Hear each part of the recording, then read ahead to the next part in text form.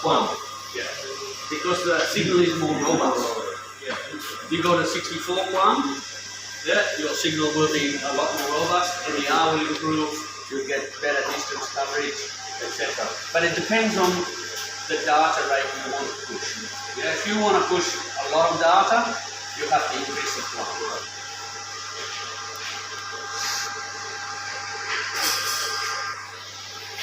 You ever dealt with microwave radio? Yeah? Nothing to adjust. You put it in and the signal transmits, receives out. If you put rubbish signal in, you get rubbish signal out. If you put good signal in, you get good signal out. Screener. At the moment the alarm is because no LPUV. And the unit is the same. It's just like I have a general alarm and it's LPUV, so it's the same alarm. Okay? You can generally burrow down into this wall, come into the control unit, and you can see the alarms, and it tells you the status. That's if you don't have the computer, right? To come out of this is just escape. Again, this is for configuration. You can have a look at configuration. It's for talking about the antenna. So RF is on. Our output power is 70 dB, dBm rather, which is 10 kilowatts. The LPU switch mode is in manual because it's not going. Yeah? And the LPU in use is LPU A. There is nothing more information. Yeah? Come back across here. Again, control unit. Alarms. Lockout alarms. So there is, if you cannot turn back on, then look at the lockout alarms. And then you can reset them. Right? So you only have this one in this case. Now, lockout alarms are things like VSWR, reflected power. So if the transmitter, say a lightning strike, hits the antenna and maybe it's a hole in the feeder or something like that with much reflection, and this sees the reflection, it will transmit, it will go, oh, problem, click, come down. Then it will try and come again, still see the problem, click, come down. Then it will try a third time, and if the problem is still there, it will shut off and lock out. Is it reset the DSWR? If we reset this, it will function as DSWR? Not if the VSWR is still present. It will just go through the same thing 3 times and then lock out again. Okay? It can't fix the VSWR. If you have a hole in the feeder, you have a hole in the feeder. It's not fixable. Yeah. So VSWR, you would need to go fix the antenna. But it looks like it's fairly robust in this regard because your reflected power at 1 kilowatt is 359. Yesterday it was over 400. Right? So my suspicion is that inside the feeder is moisture. Yeah, from water, rain, whatever. Yeah, basically from city, from use. Yeah, so it's got moisture in it. Even with the dehydrating, it's some moisture. As we have good power in it, now the feeder is warming up all the way, and some of that moisture now is in there. Yeah, and the dehydrator will take it out. So, and that's why this is slowly coming down. So that's a good thing. What else have we got here? Amplifier is self-explanatory. You can see the RF status, how much power, reflected power, and the temperature. This is amplifier 1. We should be able to see amplifier 2 and amplifier 3.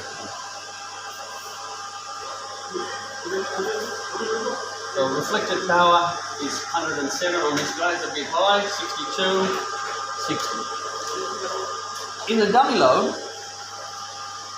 the reflected power is much lower because the dummy load is a 26 dB return loss. This one is like 15 dB return loss, yeah? we have seen expected reflective power in infrared Yeah. always high. Always Why not it a shift little bit higher. why not it shift to the another 1 or 2? I think you'll just find that it's because of the combining. Okay? So I just think that in the combiner in here, maybe the match for amplifier 3 is not quite the same. Yeah? I think if you were to move them around, yeah, maybe it will change a little bit. Yeah? But 100 watts is nothing to worry about. The factory says 10%. Okay, so you don't want to ever see that, but 10% is what it will operate. So for example, if this is 3,300 watts, then this can be 330 effectively, and it will still work. Right? That's not a good situation. I would be concerned if that's the case. Yeah, if you start seeing this coming up, then maybe that's a problem. But at the moment, this level is okay.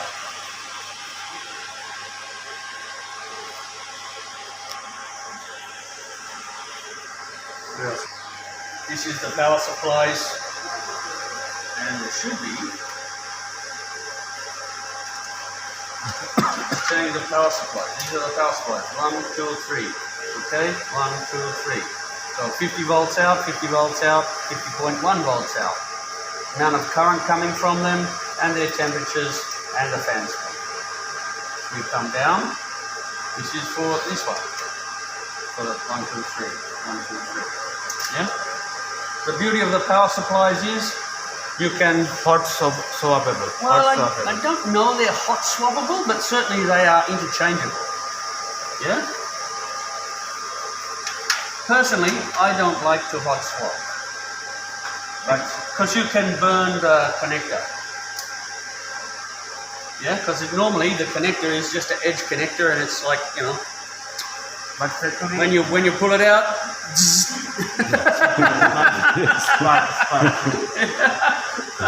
that's my opinion. Yeah, I know they say it's hot swappable, but hey. Okay, and we can come down and see the third one. Okay, escape that one. Come back down here, and liquid controller is, okay, so the configuration, liquid controller number, we only have one. Pumps, this is the cycle time. So, Mr. Bashir said he didn't like this because he's just changing the pumps every 15 minutes from one pump to the other pump, just cycling them, yeah? But he seems it's too quickly, but it's up to you. You can change this. Local, come down to here. We can make that 25 minutes or 30 minutes. Or we can make it 30 minutes.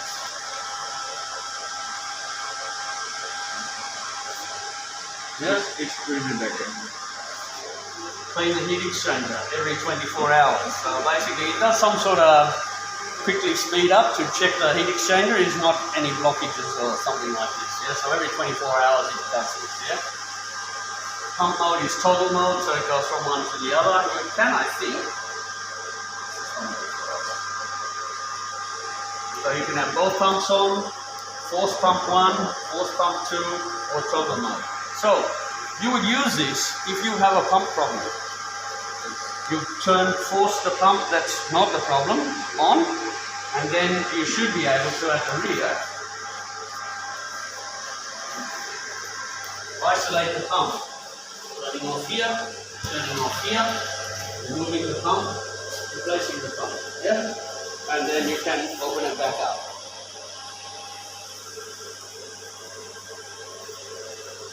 These are strainers, so if you want to do periodic maintenance, yeah, in here is like this little screen inside here, and it catches any debris because the flow is this way. Yeah, so it comes down, the screen grabs it, and it falls into here. This repository. The flow is continuous. One to open it. You would turn turn the pump to the pump knot you're not going to do. Turn off, and then undo with a bucket here because some liquid will come out. Yeah? Yeah. This valve and this valve. Yeah. To isolate this pump from the system.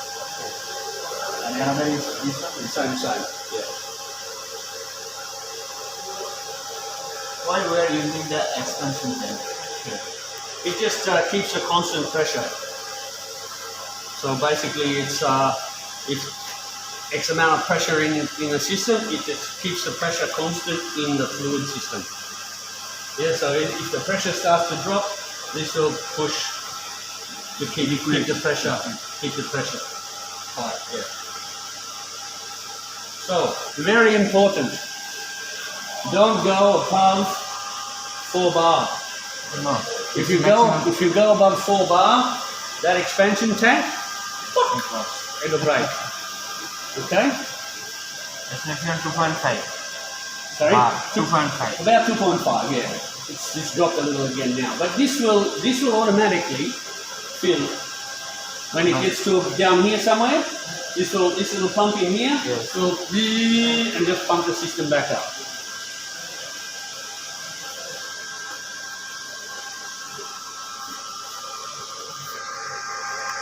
The pump also will not run dry.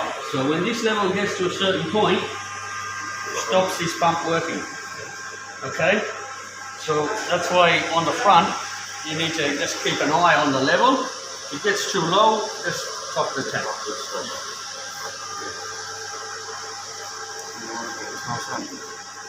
No, I'm just using it.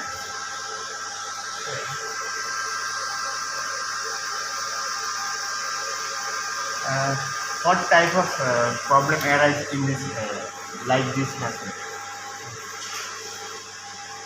and how it troubleshoots? Common errors. No video.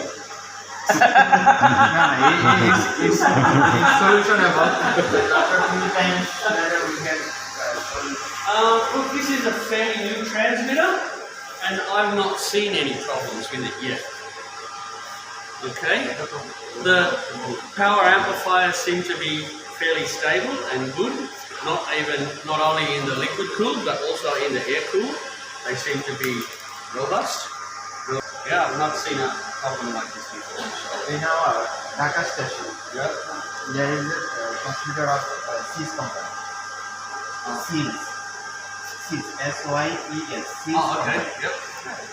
There is a problem when we are trying to start the transmitter. They show this is the interlock system. They show the interlock system. Maybe computer system. Yep. Now I want to know how the interlock system is working. Okay. Let's see. Okay. So it's connected there. Okay, we're on. Yeah. So at the moment, let's see. So in this system, we come into our unit here. We come into setup. Log setup. There we go. Interlock. Okay, so this is the interlock. Let me just turn this on so I can manipulate it. So the interlocks on this transmitter are configurable. Okay, so you can turn them on, you can turn them off, etc. This shows the interlock is BC. Yeah. So you can disable the interlock on this. This one here at the moment, touch panel disabled. We're not even using it. But I can active open, okay?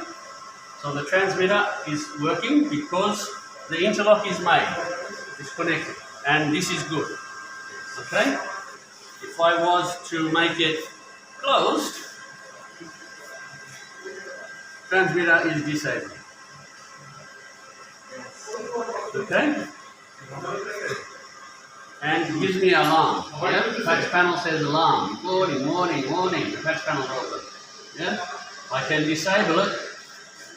Means it's not even looking at it. Yeah? Or I can active open, which is what we want. And then it will come. Is there control system interlock? Control system. Controller. Not really, no. The interlocks are normally only used for external devices. External device like Touch panel, filter, touch filter. anything that you want. If it gets too hot or is a problem, you need to do anything else. So remember, this one is home in the remote. Remote interlock. Maybe you can take a screenshot. Yeah, you want to take a screenshot of that? For their recording. You can share it. Oh, I don't need to take a screenshot, but I can't take a screenshot. It's my level. No.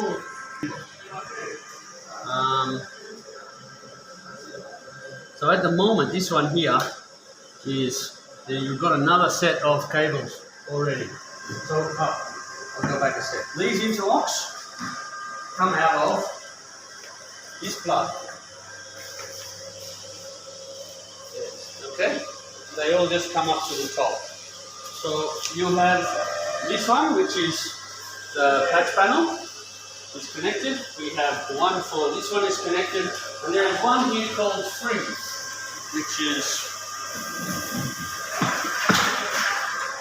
small one just here. Yeah, not connected to anything. So if you have something else you want to connect, We can connect. you can connect there and come into here, and then rename it and make it active to whatever you want to do. Yeah. So there's a spare ready for if you need to use it for something. So yeah, that's easy.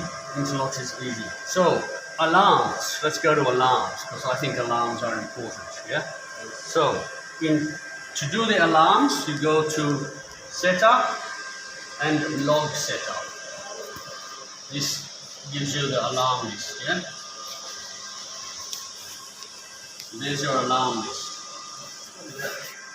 Playing around with it again. Video on, video off, touching. Okay, so in here, so if you were making this a DVB-T transmitter, you would come down and you would look for ASI. At the moment you can see there's an alarm, communication error, LPUB. I could, if I wanted to, I could just turn that guy off. Then there's no alarm present, yeah? It's all gone. Yeah?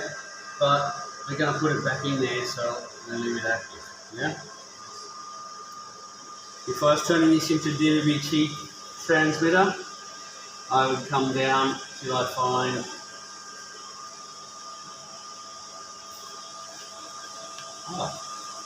must be in the LPU, isn't it? Sorry, it's in the LPU, this one.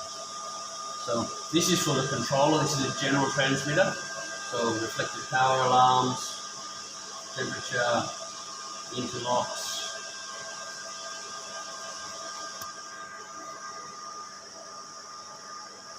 The LPU general alarm, Ethernet, liquid control.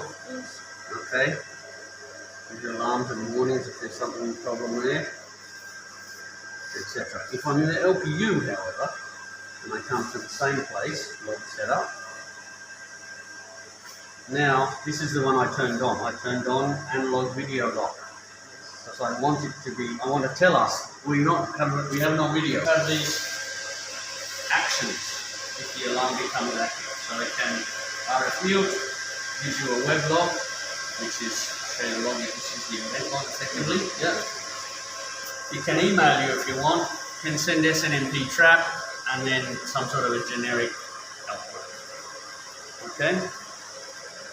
But also you'll see down in here there is ASI 1, ASI 2, 3, 4. So if you turn it to a DVB-T transmitter, you'll need ASI instead of video. You deselect the video and you reselect the ASI. Less of a problem if you don't have ASI than if you don't have video. Because with no ASI, the transmitter can still transmit the carrier and everything, yeah, with no grief, yeah? But with no video, there's no AGC, no automatic gain control. And so the power is like, well, I have no sync, I don't have no reference, I don't know what I'm looking for, so it does that.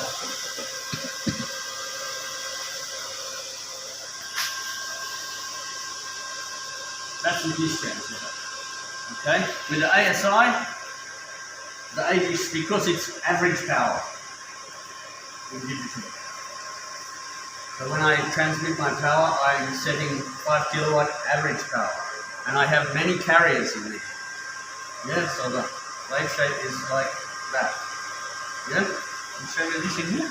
I don't think you got that far. Like that. That's a digital signal. So that this section here comprises 256 carriers.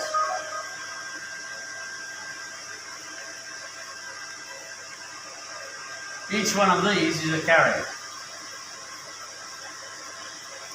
This is carrier. Each one of those dots is a carrier inside the. Sorry, so not 256 carriers, 8,000 carriers. 8,000 carriers. With 256 possibilities on the carrier. Right? But, so there's many carriers in there, 8,000 carriers with this signal. Yeah? So the average is the square. So that's your 8,000 carriers. Some will be slightly taller, some will be slightly shorter because of this. Yeah? So this carrier would be the highest. Yeah? This carrier here would be the lowest. And the average power is somewhere through here. So, but they're all changing. Every carrier is changing because of this data on each carrier. That make sense? Yes, makes sense. But it's maybe one carrier 256 position. One carrier has One 256 exactly. It has this number of positions. Yes. Positions. Or it is maybe angle, maybe frequency, amplitude. Amplitude. It'll be amplitude. It'll be frequency. Yeah. Or phase angle. Maybe or phase angle. Maybe.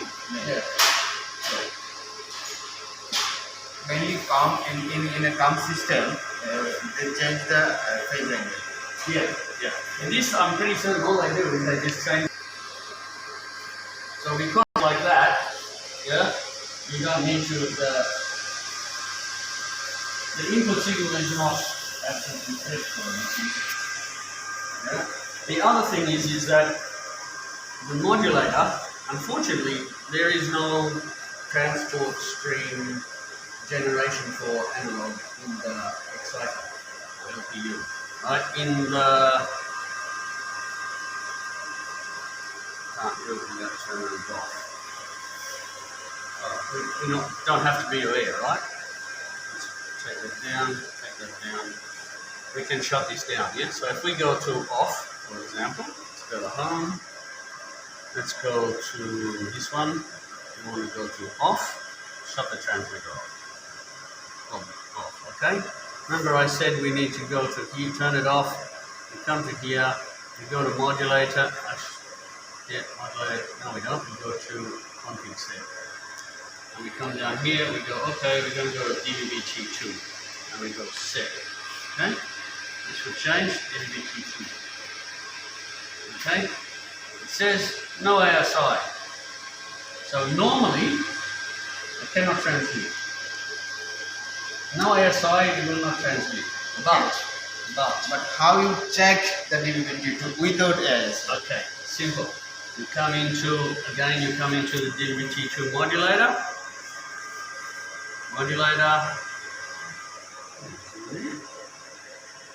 right spot, yeah, should be. Modulator, okay, modulator. I can come to T2 config and I can turn a test mode on. Oh.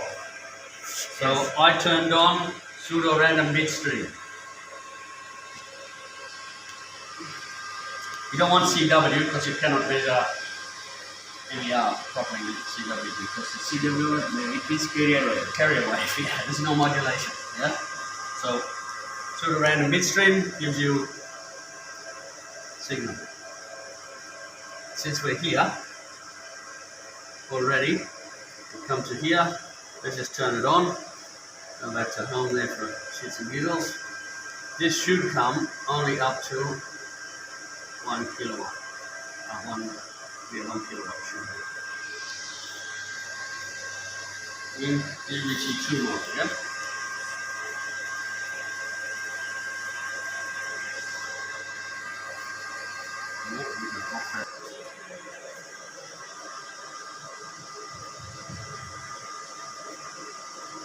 That's a good question.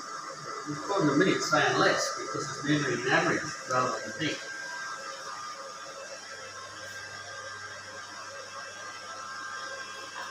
But I think it's still relative. It should still be relative.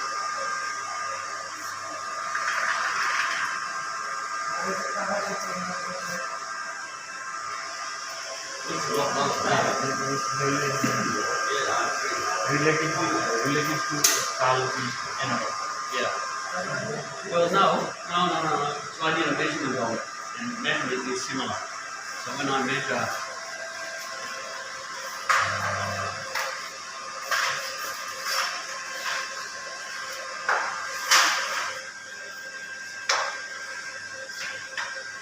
yeah, that's the antenna. So minus 14, minus 15.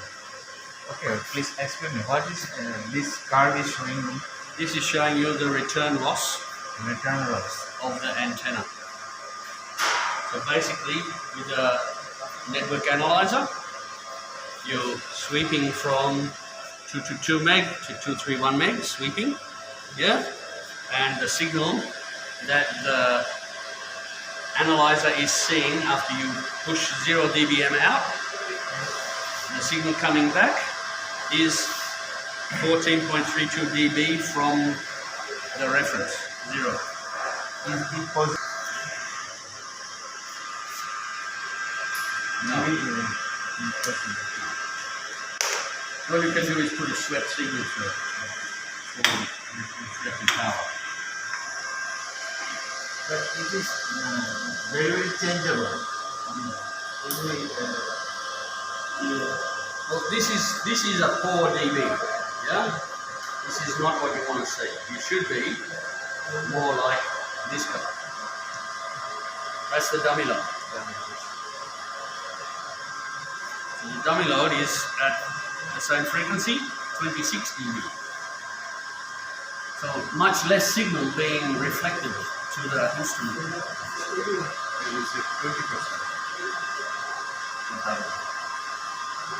No, it's much more than that. Every 3 dB is double the power, yeah? Or half the power, depending on how you look at it, yeah? So if I'm at 0 is my reference, 0 dBm, minus 10 is 10%, yeah? And another 10 is minus another 10%. So that's like 1/100th, yeah?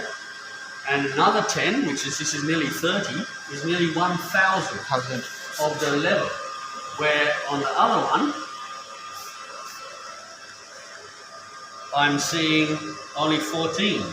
So that is only 10 times less. So if it's 0, I'm seeing 1/10 plus 4 dB. So 4 dB is, if it was 3 dB, it's a half. So it would be 1/10. It would be like it's a bit more than that, isn't it? It would be 1/50th or thereabouts. Yeah. Yeah. So it's a lot more here than 1,000th. Yeah. So yeah. So this is not a good result, but it's working, and that's what you'll have. I can't do much about that. So yeah.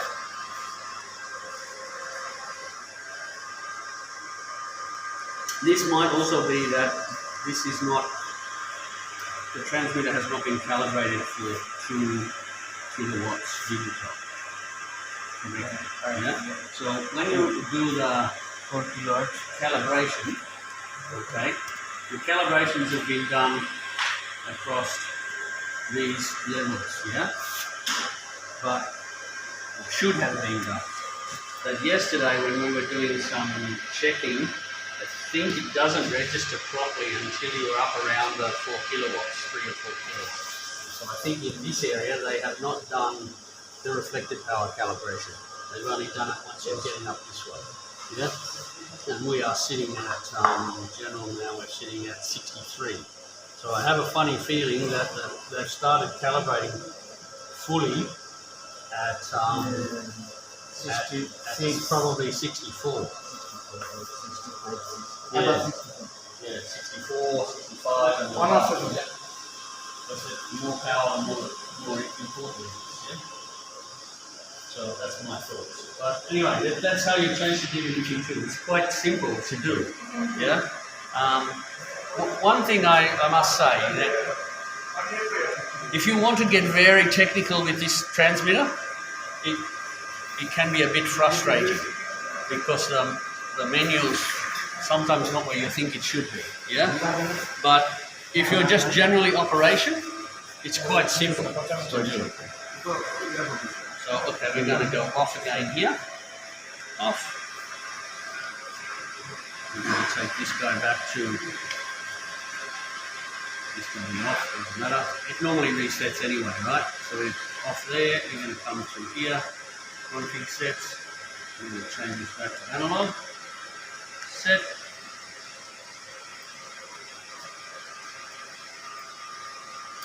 I don't know why that says NTSC. No idea. Okay, this software bug. Yes, but it says power here. So, Yeah, David. okay, yep. We need to continue run because we are trying to Sorry. stable the Sorry, signal. I'm just about to turn you back Yes. on. My apologies.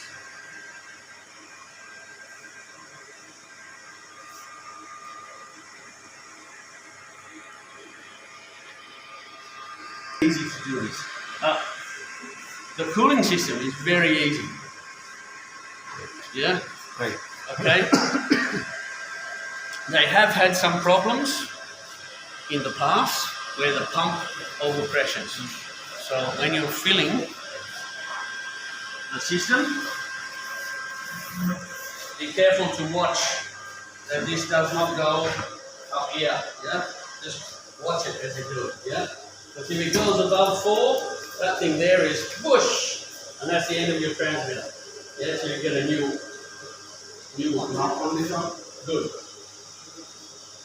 Between around 2, close to 2 is good. Yeah. 2 and 3. Yeah, between 2 and 3 is best. Yeah. But when it drops lower here, I wouldn't worry because the pump will, at a certain point, the pump will re-energize. Yeah. But when it starts to re-energize, just keep an eye that it doesn't go too high. If it goes too high, I suggest you turn the breaker off on the LPUP. Aux 2 controls the refill pump. Okay? So if you're seeing the pressure getting too big, come round, off. Yeah? And then just let it settle and then reset. It shouldn't start again. Right? It should have a hysteresis, yeah, of start at this level and stop at this level. But in case something goes wrong, just keep an eye on it. Yeah?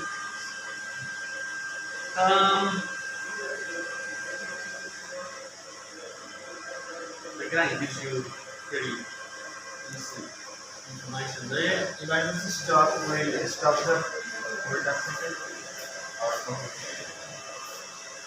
if we push it, what will happen? I don't know. Because in Australia we don't use emergency stop. Yeah, I'm not certain. I assume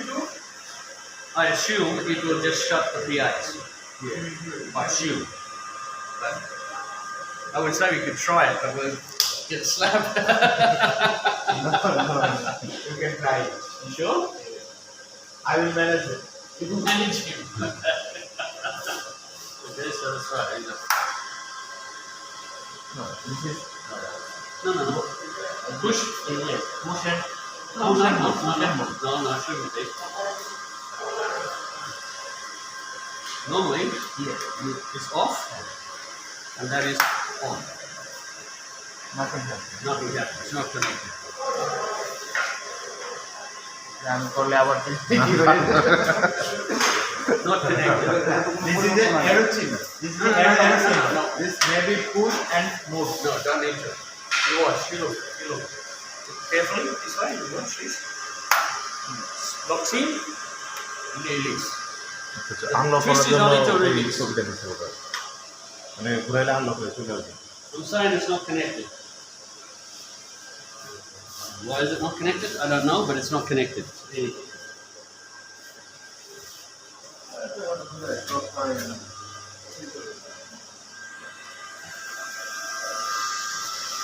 don't know.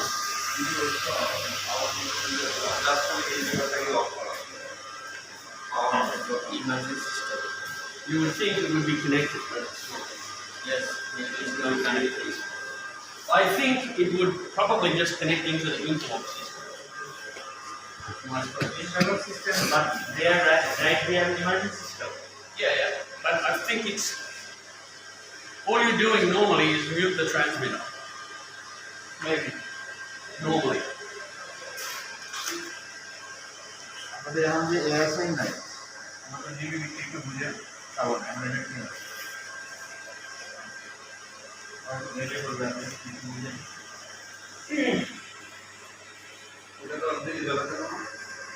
Rules vary between countries and the connection possibilities are many. The emergency push button is left disconnected at delivery to the customer. maximum To give you maximum flexibility. So maximum flexibility means it does nothing.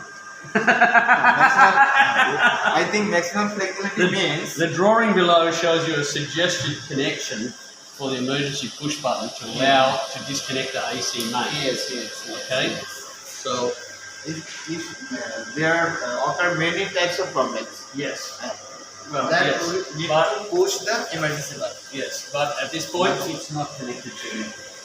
So they suggest if you want, you could run normally closed through to a contactor, which would be above the transmitter somewhere, to run the power into the transmitter. But it's extra to the transmitter, not part of it. Just show up. It's just a switch there. You can do what you like with the switch. You could connect the switch through the interlock to break it for shut the power, RF power. Yeah? Or you can connect it to some sort of contactor breaker. This does not have to be here. This could be in the box and just run 2-wire to run, across and put it in the DB somewhere. Just a contact could be here, in this one. I think this one, yeah. Put a contactor in here with the wire coming back, and the output from this goes into the contactor, back out the contactor and continues off. Yeah? And then when the emergency stop is put, this will honk and no power. Yes, I got it. Yeah? This just done the interlock and just shut the RF power. Yeah? But again, I guess it's exactly what they say. They don't know the regulation in every country, so they just give you the switch and you configure. Yeah?